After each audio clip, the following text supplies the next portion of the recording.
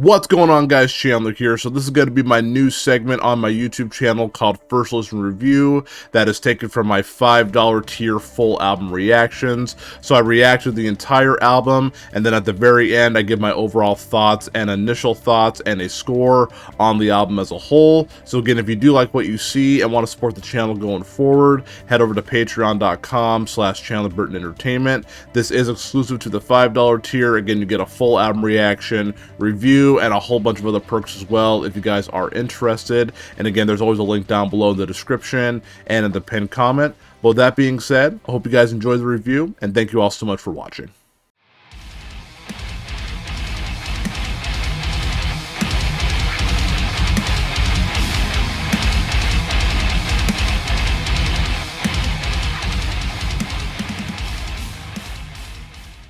Alright, my friends, so again, Polyphia, Remember You Will Die, which is seriously the most uplifting title I've ever heard for an album in my entire life. So again, super excited to check it out here. It's about 39 minutes and 40 seconds in length, so not too bad of a length of an album here. Let's pop it off here in 3, 2, and 1.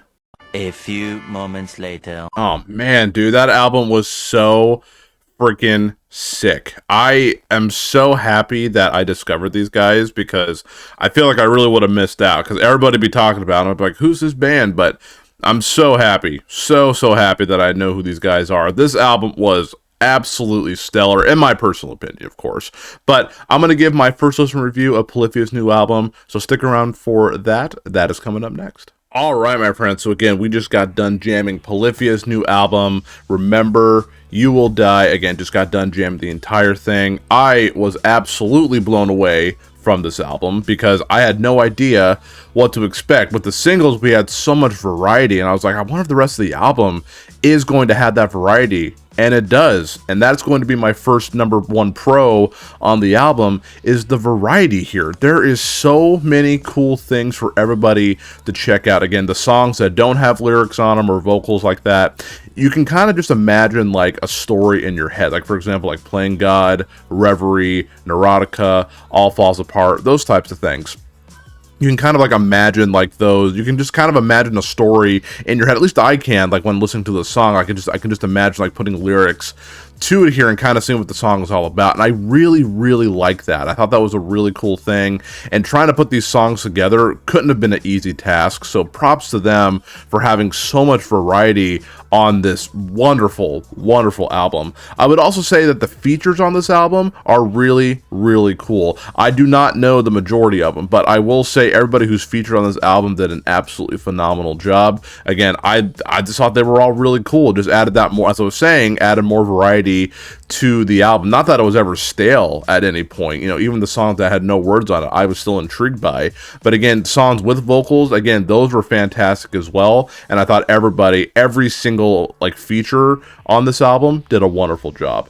I also never thought I would say this. I never thought I would say like progcore and hip hop would blend so good together. We always talk about how, like, you know, there's always like, sometimes people blend like metalcore and deathcore together, or like some people blend like hardcore and metalcore, like kind of blending different genres of metal together to kind of make something kind of unique. But I've never seen a prog band incorporate hip-hop elements into their music and that it works so well. That could be a risky thing, but Polyphia pulled it off really well. The songs with rapping on it, like the Snot one, the F All Around and Find Out, whatever, that song was super sick. Kill Station was really sick. Little West was really sick. Like, everyone was just so good. Like, it worked well. It didn't feel forced. It didn't feel crowbarred in there per se, and it worked perfectly. I never thought prog and hip hop would ever come together, but man, it works, and I'm all about it. And I would also say probably the biggest pro, this album is unpredictable. I didn't know what I was going to get with some of these features, some of these songs. Every song was different. Every song sounded fresh. This is truly one of the best albums of 2022, because again, it just keeps you on your toes, but doesn't go so far out of the box like that's just too crazy for me here. But they found that perfect balance of familiar and unpredictable, and I thought they killed it on this album. It seriously may sound like I'm simping so hard on this album, but I really am. I don't really have any cons with this album. If I listen to it again, maybe I could pick up something. But again, my first listen review is just kind of me giving my overall initial thoughts on pros, cons, top 2 favorite songs, just like an overall thoughts and stuff here. But honestly, on the first initial listen, I didn't really find anything that I had a problem with. Every song felt fresh. It felt like it needed, like the songs that were a little bit longer didn't feel long. Like it just kind of went by so quick. Like it was very well paced. Again, they had so many unpredictable moments in there that I was just never bored, and I didn't really have any problems with the album. Again, that could change when I listen to it more and more, but as of right now, to me personally, and if you guys have any, sort of like, any sort of thoughts, let me know in the comments. I don't have any cons with this album. I legitimately think this is one of the best albums of 2022. I know I just said that, but I'm holding my word. This album is terrific. I won't lie to y'all here. This was legitimately the hardest top 3 ever. I have done over 50 plus albums for Patreon, YouTube, or whatever.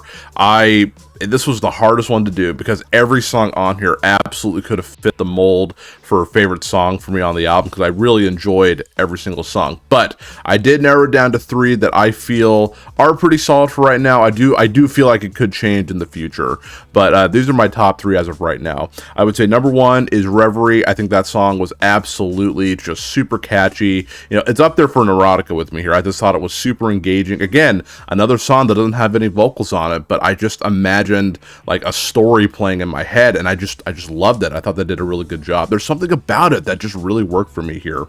The other one was F Around and Find Out. I try not to swear on my channel. I try to make it family friendly, so I don't want to say the actual word, but featuring Snot, that song was such a vibe. That's what I'm saying. They blended prog and hip-hop together so well, and I'm not usually a big like hip-hop type guy. Like, again, I love stuff like Juice WRLD and those types of things. Like I listen to him probably more than anybody when it comes to hip-hop nowadays, but this was really good. I sincerely liked the song a lot. I thought it flowed well and just was an absolute vibe.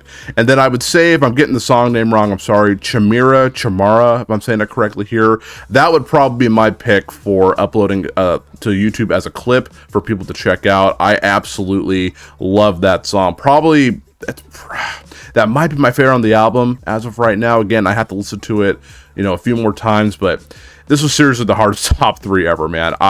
Every song could fit this category. I love this album that much.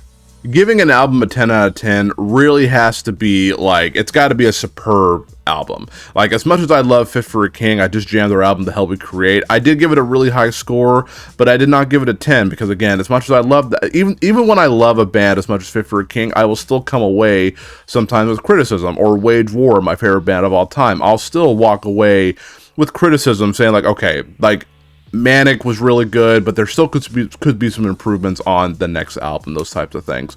This album, Polyphia, Remember You Will Die, I cannot find something to nitpick. Like, I usually can find a little something, be like, okay, they could have done that better, that song could have been shorter, the song could have been a little bit longer to kind of help it out a little bit more. I can't find any cons with this album, man. I absolutely love this album all the way through. It feels so fresh and it feels so unique, and I feel like this would be really good drive around in the car type music.